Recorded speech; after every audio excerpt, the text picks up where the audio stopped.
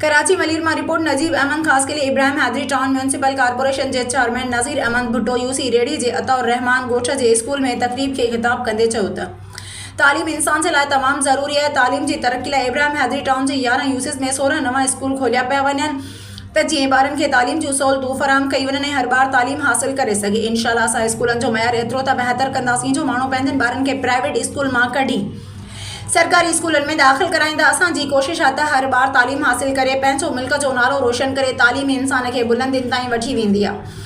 Town chairman Nazir Ahmed Bhutto चयो त बिलावल भुट्टो ज़रदारी नौजवाननि जो आइडियल लीडर आहे। मुस्तक़बिल जे मामारनि खे उहो पैगाम ॾियणो आहे त बिलावल भुट्टो ज़रदारी मुल्क जो वाहिद नौजवान लीडर आहे जेको पंहिंजे नानी शहीद ज़ुल्फ़िकार अली भुट्टो जे नक्शे कदम ते हलंदे मुल्क की तरक्की जी राह ते गमज़न कंदो। अचो त सभु गॾिजी पंहिंजे महबूब क़ाइद बिलावल भुट्टो ज़रदारी जो साथ ॾियो ऐं संदन हथ मज़बूत करियो। हिन जो त ताक़त जो सरचश्मो अवाम पाकिस्तान पीपल्स पार्टी मुल्क जी वाहिद पार्टी आहे जेका अवाम जे दिलनि ते राज करे थी। अवाम पाकिस्तान पीपल्स पार्टी सां बेइंतहा मोहब्बत करे थी। टाउन चेयरमैन नज़ीर अहमद भुट्टो चयो त पार्टी चेयरमैन बिलावल भुट्टो जी हिदायतुनि ते अवाम खे तालीम सिहत समेत समूरी बुनियादी सहूलतूं फराहम कयूं पियूं वञनि।